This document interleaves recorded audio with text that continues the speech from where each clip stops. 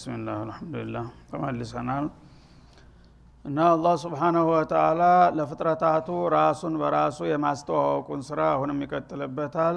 خلق السماوات والارض መጀመሪያ የጀመረውን የፈጣሪነት ስልጣንን ጥቅሉን አስቀምጦ ነበር። እንደገና ዘርዘር ባለ መልኩ ይመለስበታል።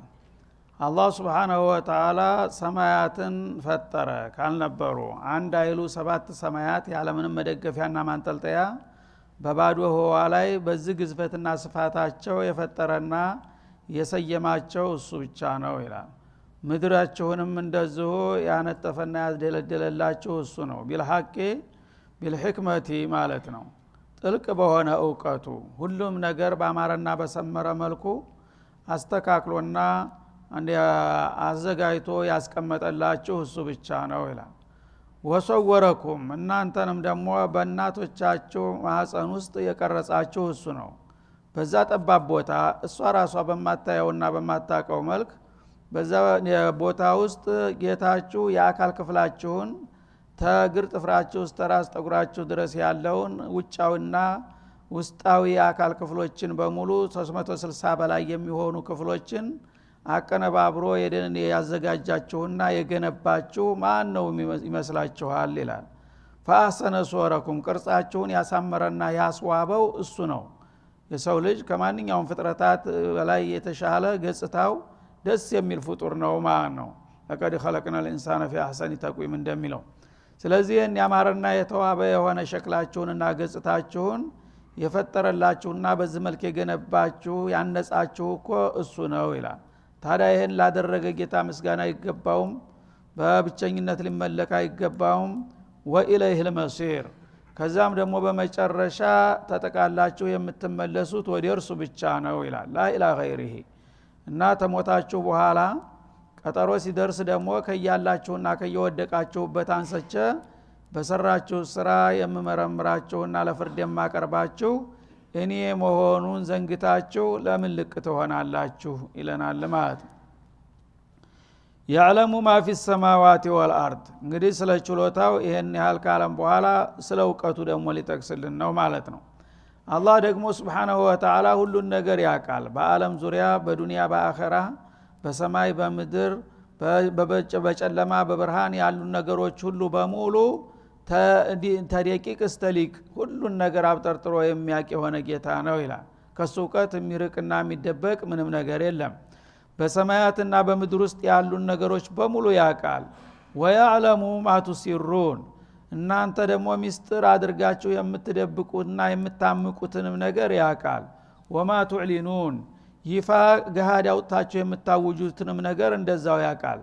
ማለት እንግዲህ ሚስጥር ብላችሁ ተጠንቅቃችሁ ለማንም የማትነግሯትን እንደሚያውቅ ሁሉ ይፋ አደባባይ ደግሞ የምታውጁትንም እኩል ነው የሚያውቀው ማለት ነው። የአላህ ዕውቀት በሱ አንድ አኳያ ምስጥርና ገሃድ የሚባል ከቶውንም የለም ማለት ነው። ሁሉም ነገር እኩል ነው እሱ ዘንዳ። እናንተ ግን የምታውቁት የተነገራችሁን ወይም ድምጽ ከፍ ያለው ነገር ከሆነ ነው።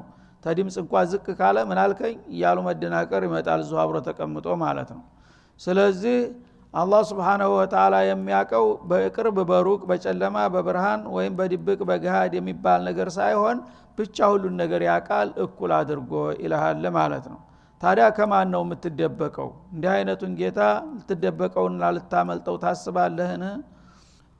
ወማ ቱዕሊኑነ ወማ ቱዝሂሩን ማለት ነው። ይፋ አድርጋችሁ የምትሰሩና የምትናገሩትንም እንደ ሚስጥሩ ይፋ ያውቀዋል ማለት ነው። ወላህ ዓሊሙን ቢዛቲ ሱዱር እንዳውም ይባስ ብሎ አላህ Subhanahu Wa Ta'ala በደረቶች ውስጥ የታመቁና የተደበቁትን ምስጥር በሚገባ ያውቃቸዋል ይላል።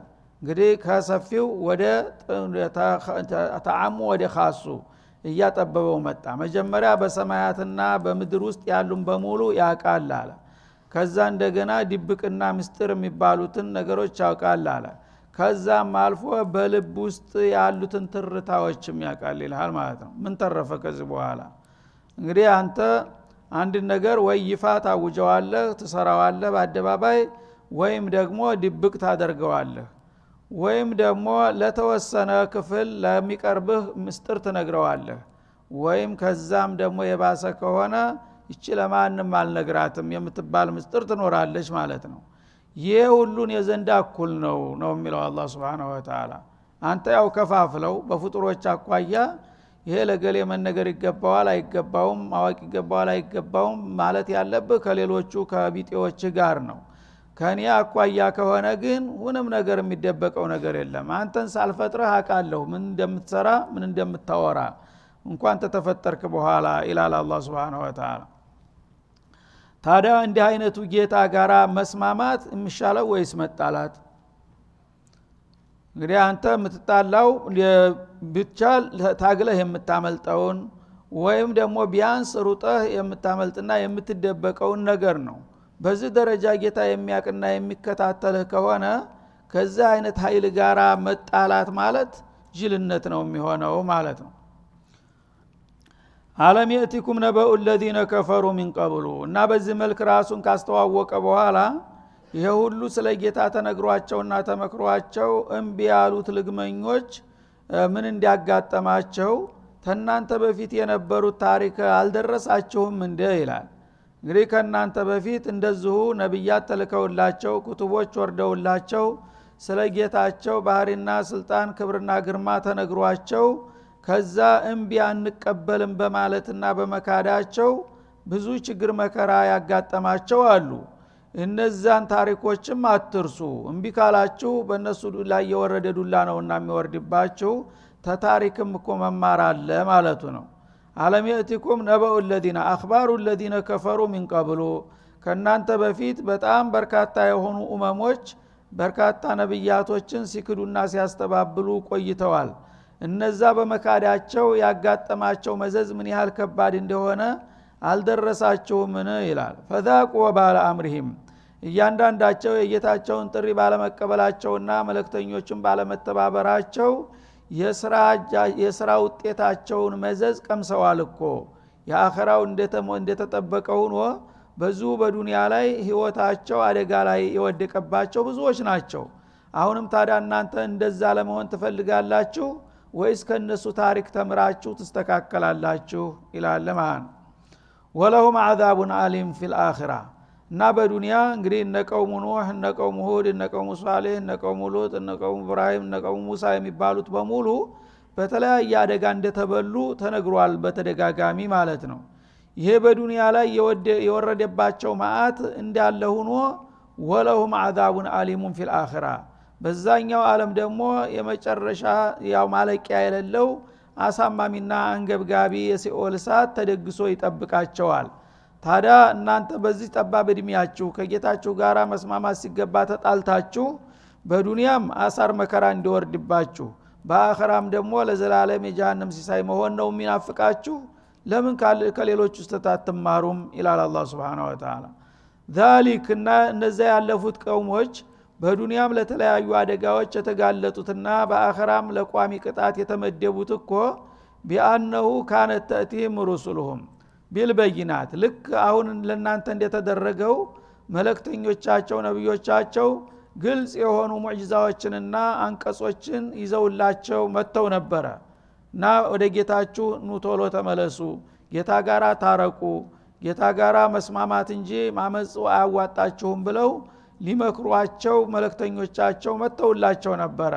ነቢል በይናት ማለት አንደኛ ነብይ መሆናቸውን የሚያረጋግጡበት ተጨባጭ ቁሳዊ የሆነ ሙዕጂዛ ይዘውላቸው መተው ነበር ማለት ነው። ሁለተኛ ደግሞ የጌታ ቃል መሆኑን የሚጠቁም መለኮታዊ መመሪያም ይዘውላቸው ነበረ። እነዛን ሁሉ መረጃዎች አንግበው የመጡትን መልእክተኞች አንቀበለም ጆሮ ዳባ በማለታቸው ነው ለዛ ሁሉ መከራ የተጋለጡት ይላል ማለት ነው። ፈቃሉ አበሸሩ የህዱነና ልግመታቸውና ምቀኝነታቸው ምናሉ የአላህ ረሱሎች ሙዕጂዛ ይዘው ሲመጡ የኛው ቢጤ የሆነ ሰው ነው እንደኛን የሚመራን አሉ ማለት ነው። እና ምቀኝነታቸውን ግልጽ አደረጉት ማለት ነው። ማን ተማን በልጦ ማለታቸው ነው። አንተ ነብይ ከሆንክ ለምን እኔስ ነብይ አልሆንኩም? ላንተ ጌታ ወህይ ታወረደልህ ለምን ለኔ ያወረደልኝ? ላንተ ኪታብ ከሰጠ ለምን ለኔም አልሰጠኝም? ሰው ተሰው ማን ተማን በልጦ ነው አንተ ነብይ እኔ አንተ አሽከርም ሆነው እያሉ አተካራ ይፈጥሩ ነበር ይላል ማለት ነው። እና እንዴት ሰዎች ይመሩናል ሰዎች ተማንም አይበልጥም ማለታቸው ነው። ይሄ የሹዕያ ዜማ ማለት ነው። ሰዎች አላህ ከማንም እንደሚበልጥ መረጋገጥ አለበት تلك الرسل فضلنا بعضهم على بعض እንኳን ተራው ሰው ይቅርና ነብዮች ራሳቸው የነብይነት ማዕረግ ተሰጥተው ሲያበቃ አንዱ ነብይ ከአንዱ ነብይ ጋር እኩል አይደለም እያለ ነው አላህ ይበላለጣሉ فضلنا بعضهم على بعض እያለ ሰዎች ግን ሰው እኩል ነው ይላል ማለት ነው አይን ያወጣ ቅጥፈት እኮ ነው በተጨባጭ ግን ማንም ሰው እኩል አይደለም አንዱ በአንድ ነገር ይበልጣል ሌላው በሌላ በኩል ይሻላል ይሄ ሆኖ ያለ በሀብት ብትለው ሁሉ ሰው ሀብታም ነው እኩል ነው ሁሉ ሰው ባለስልጣን ነው ለምንድን ነው አንድ ንጉስ ብቻ ሚሊዮኖችን የሚገዛቸው እኩል ከሆኑ ማዕቁል ነው ይሄ ሎጂክ አይደለም ጭራሹን ማለት ነው በእውቀትም ብትለው ምንም የማያውቀው ማህይምና ሊቅ የሆነው ስንቱ ፕሮፌሰር እኩል ነው ከማንኛውም ተራ ስሙን ከማያነበው ጋራ ግን የሰው ልጆች ምቀኝነት ሲያጠቃቸው ምን ይላሉ ሰው ከሰው አይበልጥም ይላሉ ማለት ነው ለምን ሌሎቹን እንግዲህ የሚበልጧቸውን ዘርጥጠው ለመጣልና ዋጋ ቢስ ለማድረግ እነሱ ወደ እነሱ ዘልቀው መወዳደር ሲያቅታቸው የቀደመውን ዘርጥጠው ወደ ታች አመጡታል ማለት ነው እኩል ለመሆን ይሄ ነው ሊሰሩ የሚችሉት ማደግ ያልቻሉ ሰነፎችና ደካሞች ሁሉ ያደጉትን ወደ ታች ዘርጥጠው እኩል ቁጭ ሊያረጓቸው ይፈልጋሉ ማለት ነው ይሄ ደግሞ ክስረት ነው እድገት ሳይሆን ማለት ነው እና ወለሁም አዛቡን አሊም እንዲህ አይነት እንግዲህ ልግመኞችና ሸረኞች ከመሆናቸው የተነሳ አላህ Subhanahu Wa Ta'ala አሳማሚ ቅጣት ተመድቦላቸዋል የሚለው ለዚህ ነው ማለት ነው ተንኮላቸውን ያቃልና ፈቃሉ አበሸሩ ይህዱነና ፈከፈሩ እና ልባቸው እያወቀ ቁም ነገሩን ካዱት ማለት ነው ወተወለው መለክተኛውንም አንቀበልም ብለው ጀርባቸውን አዞሩ ከፈሩ ቢረቢሂም ወተወለው አን ኢትባኢ ረሱሊሂም ማለት ነው ጌታቸውን ካዱ መለክተኞችንም አንቀበልም ብለው አመጹ ወስተግና አላህ ይህን በማድረጋቸው ራሳቸውን እንጂ ማንንም አልጎዱ አላህ ከነሱ ተብቃቃ ወትሮውንም ለነሱ ብሎ እንጂ መልካም እድል የላከላቸው እሱ ቢክዱት የሚጎዳ ነገር አይደለም አላህ ከፍጡሮችም ከስራቸውም የተብቃቃ ጌታ ነው የሚጎልበት ነገር የለም ማለት ነው ወላሁ ገኒዩን ሐሚድ አላህ ምን ጊዜም የሞላለት ባለጸጋ ነው እንደገና አመስጋኞች ባይኖሩም ልግመኞቹ ቢበዙም እሱ ግን በይዘቱ ምስጉን ነው ቅድም እንደተባለው የሁሉ ኒዕማ ምንጭ እሱ እስከሆነ ድረስ የስጦታው ሁሉ መፍለቂያ እሱ እስከሆነ ድረስ አመስጋኞች ባይኖሩም እንኳን በዛ በኒዕማው አንፃር በይዘቱ ራሱ ምስጉን የሆነ ጌታ ነው ማለት ነው ወኢለም ይحمد واحد እነዛ በካህዲነታቸው ነው ለግመው ምስጋና ያልሰጡት ግን ኒዕማው ያስመሰግነዋል ምን ጊዜም አንተ አመሰገንክም አላመሰገንክም ለራስ ቀረብህ ማለት ነው ዘዓመ الذين كفروا እንደገና እነዚህ ካህዲዎቹ ክፍሎች ይባስ ብለው ጌታቸውን እንግዲህ መገዛትና መለክተኛውን መከተል ለምን ተዋችሁ ለሚለው ጥያቄ ሙበሪር ያገኘን መስሏቸው ተነጭራሹ ወደ ባሰው ማጥ በመግባት ምን አሉ ዘዓሙ ظኑ ጠረጠሩ ገመቱ ይላል አለዩ ባቱ ተሞት በኋላ እንደማይነሱ እና ተሞት በኋላ መነሳት አለ ታመንክ በጌታ ፍቃድ ከተመራህ ያው በጥሩ ቦታ ትነሳለህ ተካርክና ታመጽ ግን ትቀጣለህ ነገ ተነስተህ በሚባልበት ጊዜ ይህን ነገር ላለመቀበል ምናሉ ከሞት መነሳት የለም አሉ ጭራሹን ማለት ነው ራሳቸውን በማታለል እና ከሞት መነሳት እንደሌለ ገመቱ ማለት ነው ህሊናቸው ቢያውቅም እንኳን ትናንትና ካፈር የፈጠረኝ ጌታ ነገም ከፈለገ ታፈር መልሶ ያድሰኛል ማለትን ህሊናው ይነግረዋል ማንም ሰው ግን ይህንን እያወቁ ዘዓሙ ظኑ አንሁም ለይብዓቱ እነሱ እንደማይነሱና በስራቸው እንደማይመነዱ ገመቱ ይላል ማለት ነው ቁል በላ ወረቢ ይላል እና ይሄ ነገር ግን እነሱ መጠራጠሪያና መከራከሪያ አጀንዳ ቢያደርጉትም በእኛ በኩል በጌታዬ ይሁንብኝ ይህ ነገር የማይቀር ተረጋጋጭ ጉዳይ ነው በላቸው ቁል ለሁም ያ ረሱለና በላ ትብዓቱነ ወእቅሲሙ ለኩም ዐላ ዛሊከ ቢረቢ ማለት ነው በጌታዬ ምን ልነግራችኋለሁ ተሞት በኋላ መነሳትና በሰሩት ስራ መመንዳት ጭራሽ የሚያከራክር ነገር አይደለም ያለቀለት ጉዳይ ነው በላቸው ይላል ማለት ነው ወይስተንቢኡነከ አሐቁን ሆ ቁል ወረቢ እንደሚለው አያት ማለት ነው እና ካህዲዎች እየመጡ አልዋጥላቸው ስላለ እውነት ሰው ከሞተ በኋላ ይነሳል እያሉ ደጋግመው ይጠይቁሃል አለ ቁል ኢ ቁል ነዓም ይላል። ቁል ነዓም ወአንቱም ዳኺሩን ይላል ሌላ ቦታ። ባውን ወራዶች ቅሌታሞች ሆናችሁ ትነሳላችሁ፣ በዚህ በክህደታችሁ የትልግባ እያላችሁ ነገ ያለውል በግዳችሁ ተሽምድምዳችሁ እንደምትነሱና የሥራ ዋጋችሁን እንደምትቀምሱ ነው በላቸው ይላል ማለት ነው። እና ቁል ነዓም ወአንቱም ዳኺሩን። ስለዚህ ብዙ ጊዜ ሰዎች በክህደትና በአመጽ ውስጥ የሚገቡት ችግራቸው ምንድነው? በባዕስ ስለማያምኑ ነው። ሰው ከሞተ በኋላ እንደሚነሳና በሰራው ስራ እንደሚጠየቅ እንደሚመነዳ ካወቀና ካመነ ክህደት ሊከፍር አይችልም ማለት ነው። ግን ለክህደት እንግዲህ የሚያደፋፍራቸው ተሞት በኋላ መነሳት የሚለው የለም የሚለው ከንቱ አስተሳሰባቸው ነው። ሰው ከሞት በኋላ አልነሳም፣ በሰራውት በኸይሩም አልመነዳም፣ በሸሩም አልጠየቅም ካለ ልቅ ሆነ ማለት ነው። ስለዚህ ነገ ጠየቃለሁ ብሎ የማያስብ ሰው እንዴት አድርጎ ጌታ ሊገዛ ኸይር ሊሰራ ይችላል? እና ይሄ አልኢማን ቢልየውሚል አኺር ትልቅ የኢማን ፈርጥ ነው። እሱ ከሌለ የሰው ልጆች ኸይር ሊሰሩ አይችሉም፣ ተመጥፎም ሊከለከሉ አይችሉም። ለምን? ልቅ ናቸውና። ሰራሁትን ብሰራ ዓለምን በሙሉ ቢጨፈጭፍ ማን ይጠይቀኛል የሚል አቋም ካለው አንድ ሰው ምን ይሉንታለው? ኢዛ ለም ተስተሒ ፈስናዕ ማ ሽእተ ነው የሚሆነው፣ እንደ በሻረ ማለት ነው። ግን ነገ በሰራው ስራ ጠየቃለሁኝ የሚል እምነት በልብ ውስጥ ካለ በምንም አይነት ልቅ ሊሆን አይችልም ማለት ነው። ስለዚህ የብዙዎቹ ችግር የባዕስ ጥርጥር ነውና ብዙዎቹ ከሞት በኋላ መነሳት እንደሌለ ይገምታሉ። እነሱ ይገምቱ እንጂ ግን ይሄ ከንቱ ግምት ነው። ወደዳችሁም ጠላችሁም መቀስቀስና መመለሳችሁ የማይቀር ነው ይላል ማለት ነው። ቁል በላ ወረቢ ለቱባቱን በቃለ መሐላ አስደግፎ ያረጋግጣል። በጌታዬ እምልላችኋለሁኝ ሁላችሁም ትነሳላችሁ፣ ትቀሰቀሳላችሁ።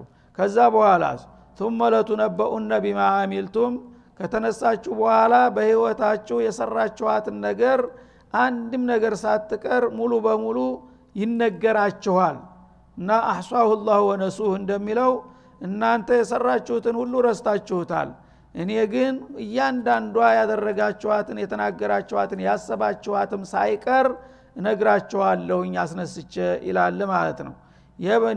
ያ ፉላን እብነ ፉላን አለም ተፍዓል ከዛ ፊ የውሚ ከዛ ፊ ወቅት ከዛ ፊ መካኒ ከዛ እያለ ነው ሪፖርቱን የሚያቀርብለት ማለት ነው።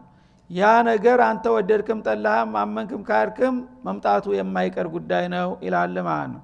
ወዛሊክ ዐለላህ የሲር፣ ይህን ማድረግ ደግሞ እናንተ አዳጋች ከባድ ነገር መስሏችሁ ይሆናል፣ በአላህ ዘንድ ግን በጣም ቀላል ነው።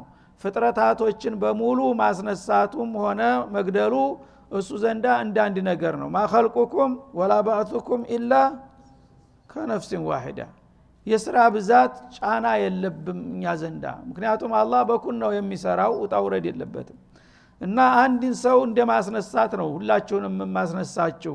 ኢንካነት ኢላ ሶይሃተን ዋሂዳ ይላል። አንዲት አዋጅ ብቻ ናት። ቀጠሮ ደርሷል ተነሱ ብሎ ይችን ይናገራል። خلاص እንዳሸንፈልተ መግበስበስ ብቻ ነው ማለት ነው። ታዲያ ይህን ነገር ስንት ጊዜ የአላህ ረሱሎች ነገሯችሁና መከሯችሁ፣ ሁል ጊዜ ለምን ጥሬ ተሆናላችሁ ይላል አላህ Subhanahu Wa Ta'ala። ወذلك على الله يسير፣ ይህን ማድረግ እናንተ ዘንዳ ዘበት መስሎ ቢታያችሁም በአላህ ዘንድ ግን በጣም ቀላልና ገር ነገር ስለሆነ ማድረግ የማይቀር ይላል ማለት ነው። ወአሚኑ ቢላህ፣ ስለዚህ ይህንን የመሰለ ተጨባጭ ሁኔታ መካዱ ሳይሆን የሚያዋጣችሁ ማመኑ ስለሆነ በኻሊቃችሁ በአላህ ብቻ እመኑ። ይልቁንስ የሚያዋጣችሁ ወደ አላህ መሸሹ ነውና ማለቱ ነው።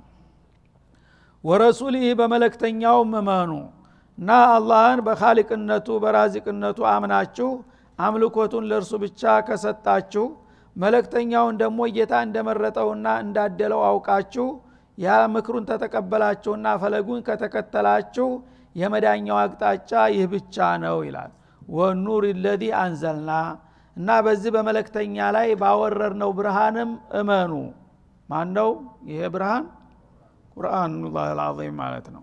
በዚህ ቁርአን እመኑ። በዚህ ቁርአን ያላመነ ሰው ሁልጊዜ በጨለማ ውስጥ ነው የሚቀረው ይላል አላህ Subhanahu Wa Ta'ala።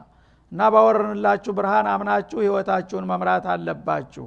ወላህ ቢማ ተዕመሉነ ኸቢር፣ አላህ Subhanahu Wa Ta'ala በምትሰሩት ነገር ጥልቅ አዋቂ የሆነ ጌታ ነው። እንደናንተ ላይ መርላ ከላይ የሚነገረውንና የሚብለጨለጨውን ሳይሆን በደም ስር ሁሉ ያለችውን ስሜት የሚያውቅ የሆነ ጌታ ነውና ከዛ ቁጥጥርና ክትትል ልታመልጥና ልትድን የምትችለው በጌታ አምነህ ነብዩን ስትከተል ብቻ ነው። ከዛ ውጭ መዳኛ መንገድ ጭራሽ የለም ይላል አላህ Subhanahu Wa Ta'ala።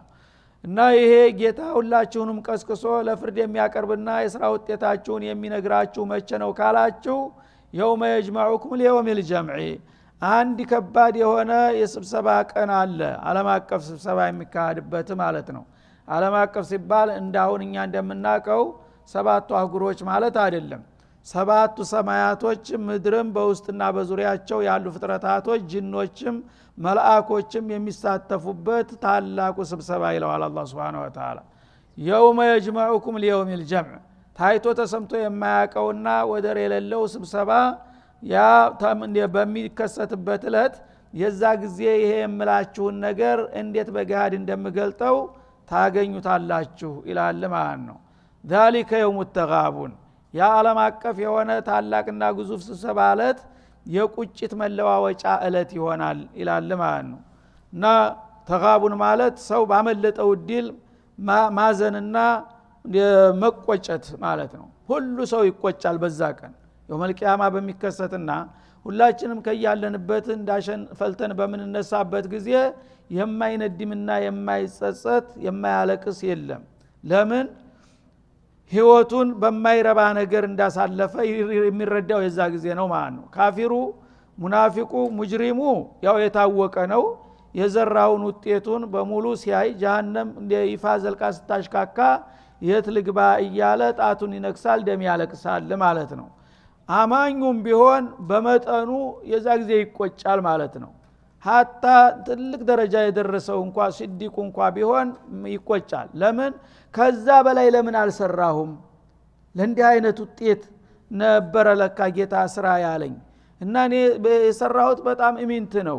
ለዚህ እኮ ለذلك فليتنافس المتنافسون እንዳለው ይሄ ነገር በዚህ ደረጃ ውጤቱን የጀሃነም ክብደትና ክፋት ምን ያህል መሆኑን እንደዚህ ባዊና ባውቅ ኑሮ እንደምን ያህል ሌት ቀን ያለ ረፍት ነበረ ጌታን መገዛት ያለብኝ። የጀነት ጸጋ ደግሞ ይሄን ያህል የሚያስደስት መሆኑን ባውቅ ኑሮ ምን የሞኝ ነው አንድ ደቂቃም ባልሆነ ነገር ማሳለፍ አልነበረብኝም እያለ ሁሉም ራሱን የሚወቅስበትና የሚጸጸትበት እለት ይሆናል ማለት ነው። እና ሁሉም በጸጸቱ ይሳተፋል። ግን የባሰባቸው ጸጸተኞች አሉ።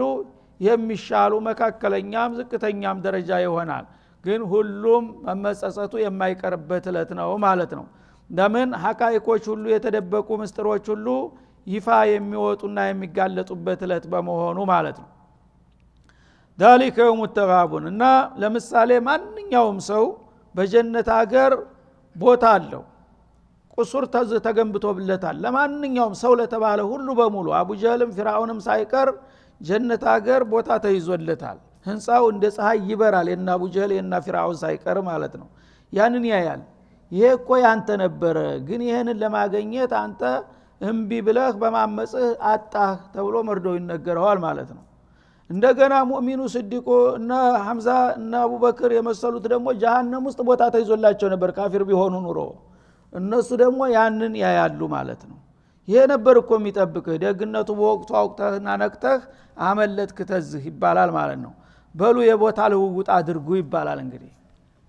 እና እናንተ ያው ህጉ እና አቡጀህል እና አቡለሃብ እና ቃሩን እና ዑትባ እና ሸይባ የመሳሰላችሁት በጀነት ሀገር ያለ ይዘታችሁን ራሳችሁ ስላበላሻችሁት ያናንተ አቋም ወደ ጀነት የመግባት እድል ታግዷልና በህግ ግን በነፃ እንዳትከስሩ የዛ መተኪያ በሌላ ሀገር ይሰጣችኋል ይባላሉ።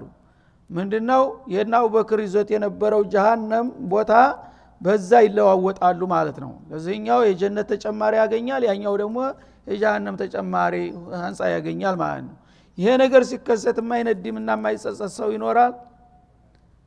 ስለዚህ ያ ቀን አሳረኛ ቀን ነው ወደፊታችሁ የሚጠብቃችሁ ይላል አላህ Subhanahu Wa Ta'ala። አላህ ይጠብቀና እና በአላህና በመለክተኛው ያመኑና ሐቁን የተቀበሉ ግን ከዛ ጸጸት በመጠኑም ቢሆን ይድናሉ ማለት ነው። ወኑር الذي انزلنا የውመ የጅመዑኩም ሊየውም ልጀምዒ ዛሊከ የውሙ ተጋቡን የቁጭቱ ቀን ማለት የመጨረሻ ሁሉም ሰዎች በቁጭት የሚወረሩበት እለት እሱ ቀን ነውና ያንን ለማምለጥና በመጠኑን ቁጭትን ለመቀነስ ይህን ጊዜ ማወቅ መጠንቀቂያ ይበጃል ማለት ነው። ወመን ዩእሚን ቢላህ እና በአላህ አልዋሂዱ ልቃሃር ያመነና ወያዕመል ሷሊሃን በዛ በእምነቱ ላይ ተመስርቶ ጌታው የሚወደውን መልካም የገበየ ዩከፍር አንሁ ሰይአቲ ምንም የሰው ልጅ ወንጀል ባያጣውም መሰረቱን እስከያዘ ድረስ ተውሂድህን አስተካክለህ የምትችለውን ዋጅባት እየሰራህ የተከለከልከውን ሙሐረማት የምትጠነቀቅ ከሆነ ከዛ አልፎ አልፎ አንዳንድ ድክመትና ጉርለት እንኳ ቢያጋጥምህ ጌታ ጨክኖ አይጨክንብህም ወንጀሎችህን ይሰርዝልሃል ማለት ነው። ወይድኺልሁ እንዲህ አይነቱን አማኝና ሰራተኛ አላህ ያስገባዋል ጀናት አትክልታማና ለምለም በሆነችው አገር ውስጥ ተጅሪ ሚን ታህቲሃ አንሃር ከህንፃዎቿና ከአዝሪት ከአትክልቶቹ ስር የተለያዩ ጅረቶች የሚፈልቁና የሚሰራጩባት የሆነችውን የደስታዋን አገር ይጋብዘዋል። ኻሊዲነ ፊሃ በሷ ውስጥ ዘውታሪ ሲሆኑ አበደን እስከ መጨረሻው ሁልጊዜም ማለት ነው ያለማቋረጥ። ذلك الفوز العظيم እና በዚህ ባጭር እድሜ ይህንን እምነት ተቀብሎና የሚችለውን መልካም ሰርቶ ለእንዲህ አይነት ውጤት የሚበቃ ሰው ታላቅ እድለኛ ማለት ይህ ነው። ይህ አይነት እድል ያገኘውን ማንም አላገኘውም ማለት ነው። እና እንግዲህ ሰዎች የፈለገውን ያህል በትጋትና በንቃት ጌታቸውን ቢገዙ እንኳ በእውነቱ የጀነትን ጸጋ የሚገዛ ነገር ሊያደርጉ አይችሉም። ግን አላህ የተወሰነ ነገር በማድረጋቸው ይባርክላቸውና ለዘላለም ጽድቅ ያበቃቸዋል። በመሆኑም የታላቅ እድል ባለቤት የሚባሉ እነዚህ ናቸው ይላል። ወሰለላሁ ዐለ ነብይ ወኢላ ሊቃ። ቀጣውን በሚቀጥለው ኢንሻአላህ